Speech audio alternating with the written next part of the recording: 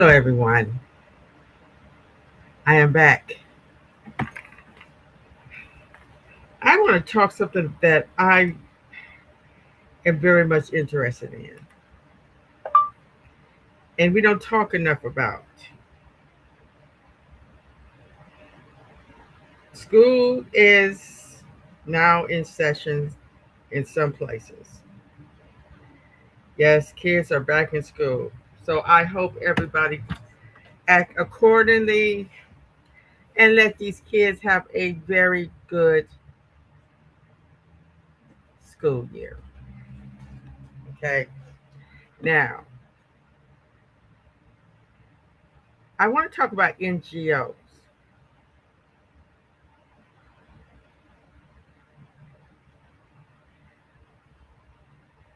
Okay.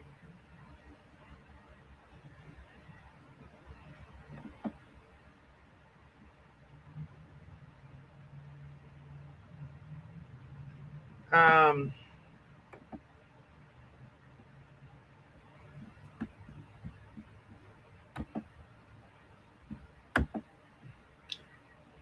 NGOs can be funded through various sources and have different structures and purposes. They are generally nonprofit and independent of government. NGOs play important roles like in advocating for social causes, empowering communities, delivering humanitarian services, monitoring government, and promoting sustainable development. They operate at various levels, from local communities to intentionally. NGOs undertake activities like advocacy, capacity building, conflict resolution, and service delivery. They can have orientations around charity, services, empowerment, and self help.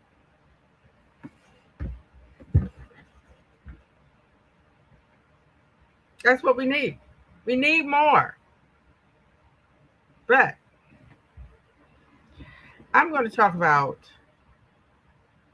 why governments fear NGOs.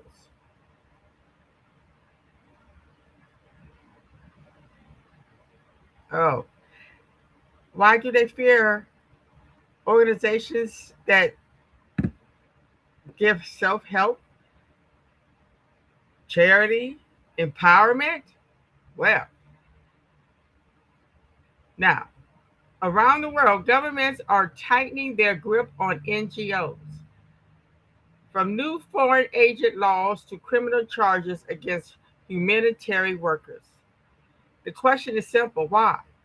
What makes NGOs so threatening to state power? And we just experienced that with this new administration.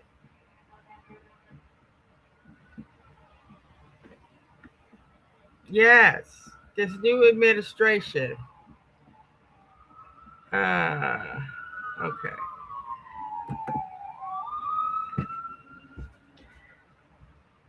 What are they doing?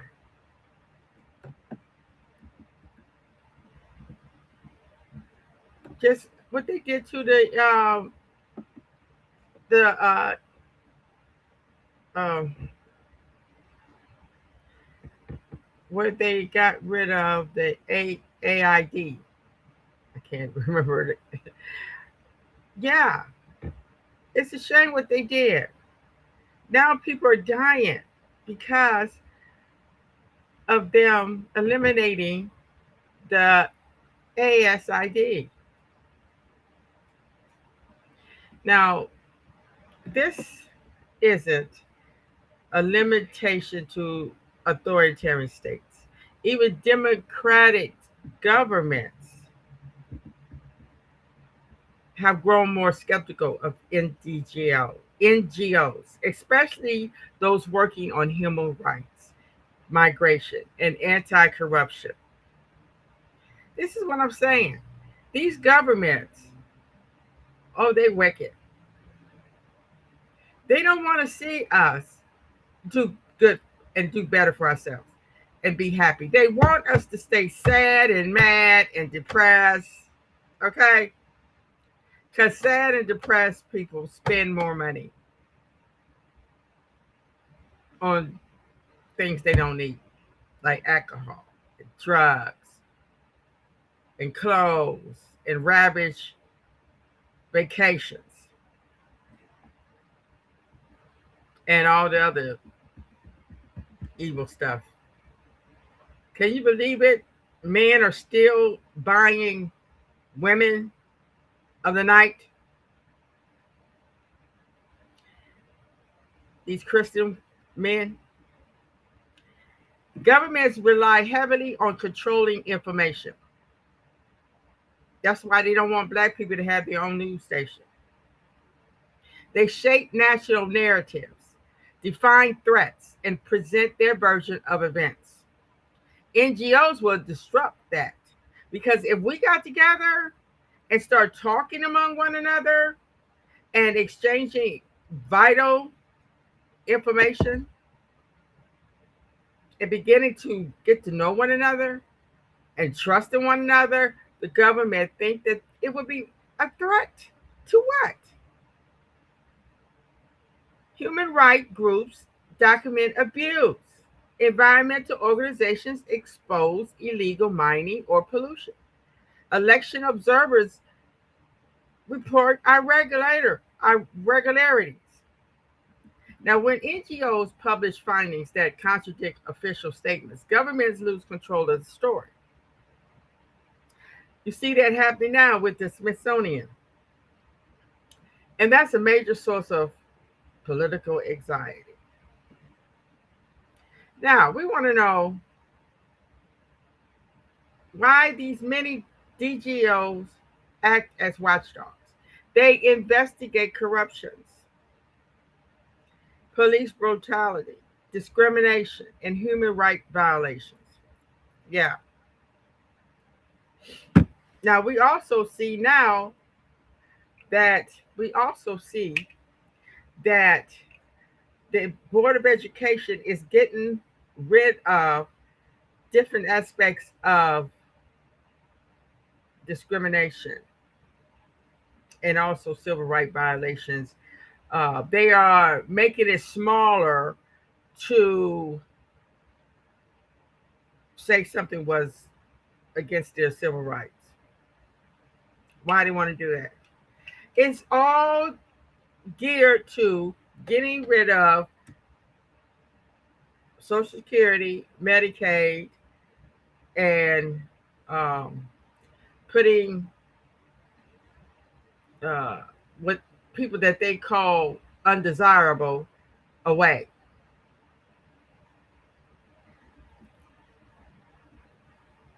These reports can trigger public outrage, international pressure, and legal consequences. Yes, it's hard for you to say another country is violating human rights when you're doing it. Now, governments often respond by discrediting DGOs, NGOs, calling them foreign agents, anti-national, or political motivated. They love that talking point. But the core issue remains: NGOs shine light where governments prefer darkness. And I am pressuring everybody: stop talking about Trump. Trump is just that shiny object.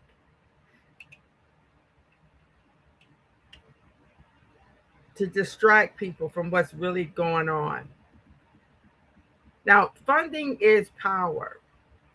So NGOs that rely on foreign grants or international donors are harder for governments to control.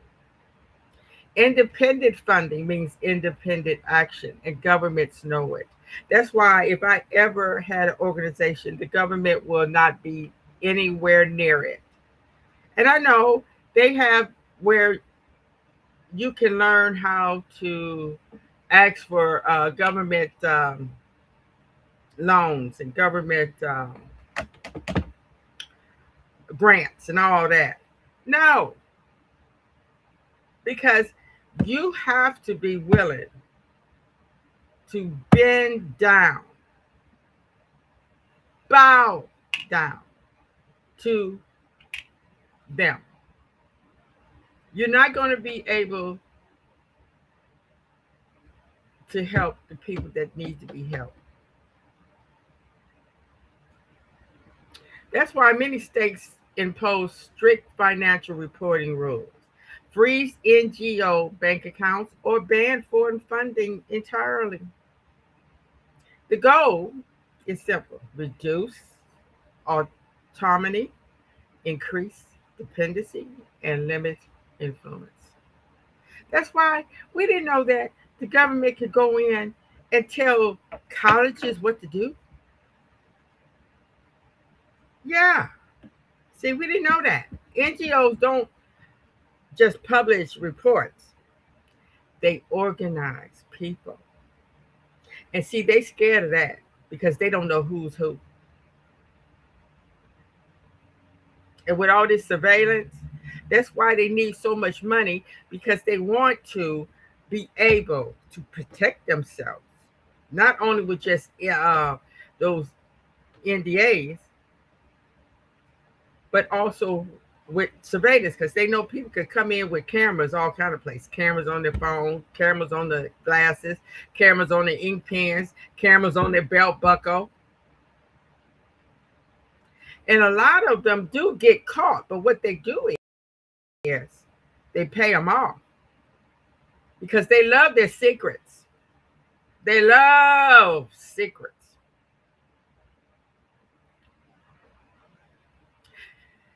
They help communities file lawsuits, coordinate protests, advocate for policy changes. Collective action can challenge political authority, especially in countries where dissent is tightly controlled. And it's getting like that here because we hear it too many times. It do happen. Some people just boost it up to get ratings, but they are trying to silence everyday people's talking. And if they can't get in the room while you're talking,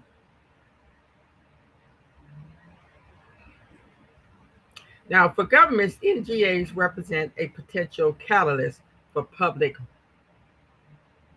mobilization. That's why you see all those protests uh, and stuff.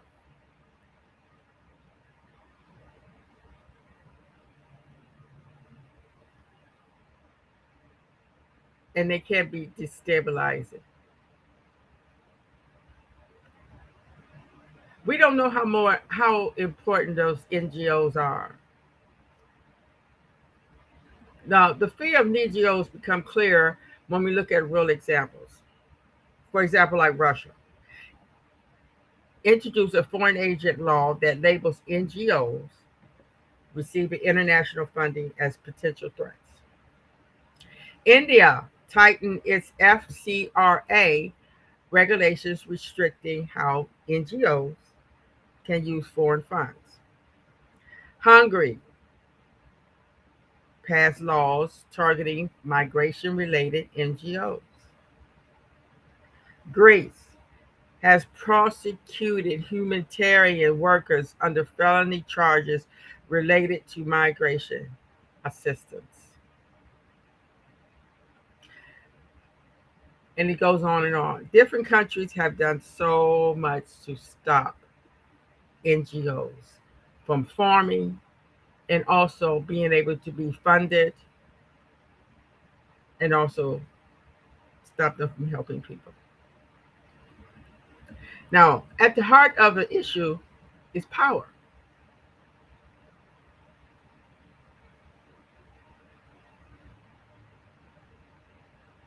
It's just like any organization, you can have spies. Um, you have whistleblowers. They call them leaks. Now, at the heart of the issue is power. Now, NGOs represent transparency, where we're not getting none of that with this administration. We don't know what's going on in these internment camps.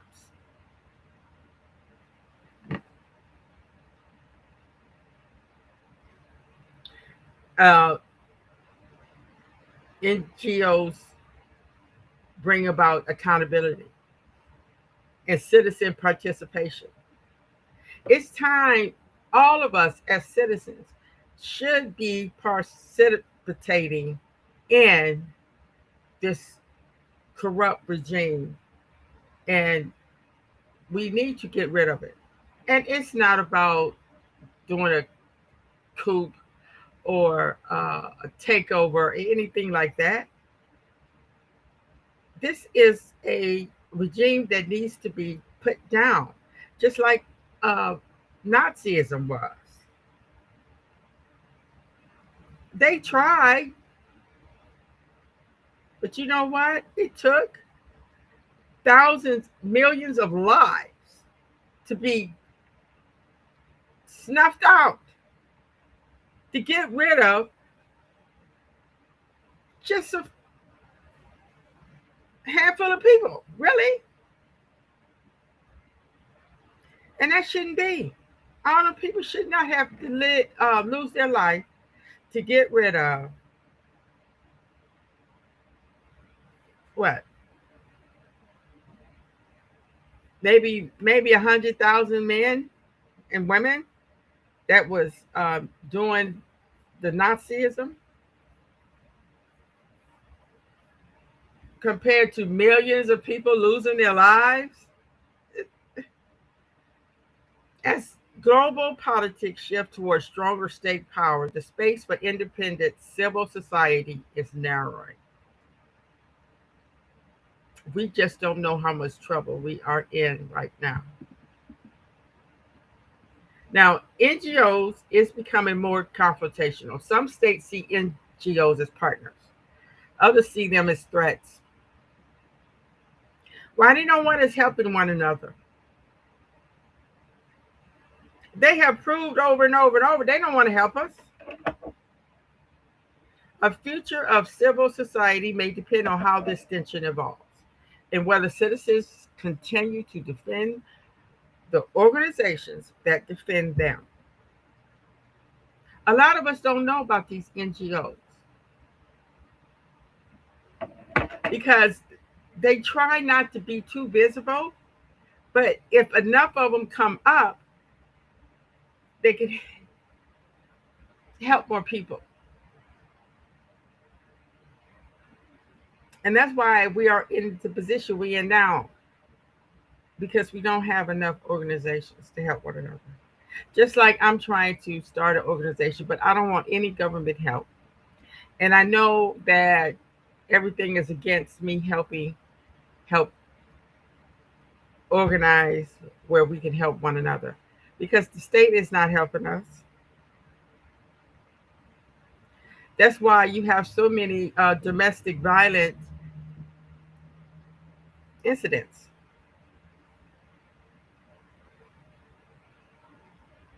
And why do you think our governments justify in regulating NGOs? Or is it a dangerous erosion of civic freedom? Now, back when Jim Crow was flowing widely, we had no choice but to organize, to help one another, to be there for one another. But when we start begging for civil rights and begging to be a part of the European landscape, we lost that sense of togetherness. We we lost the ability to help one another. I mean, we died for one another.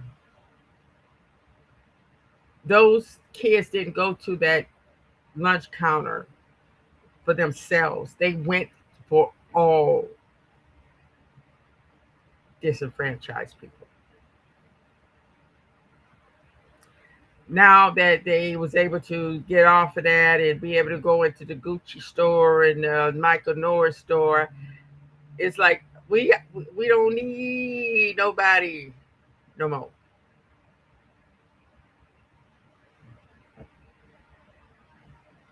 So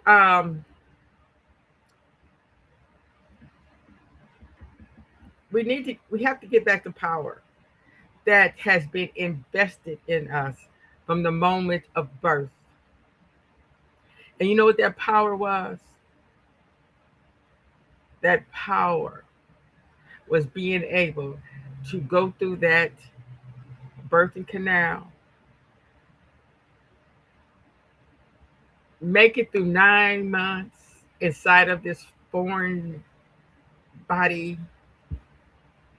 and come out ready for the world. We just needed somebody to take care of us until we're able to take care of ourselves.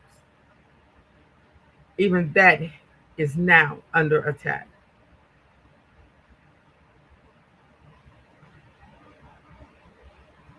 We are tired of these criminals out here hurting our children. We are tired of the government hurting our children. What are we to do?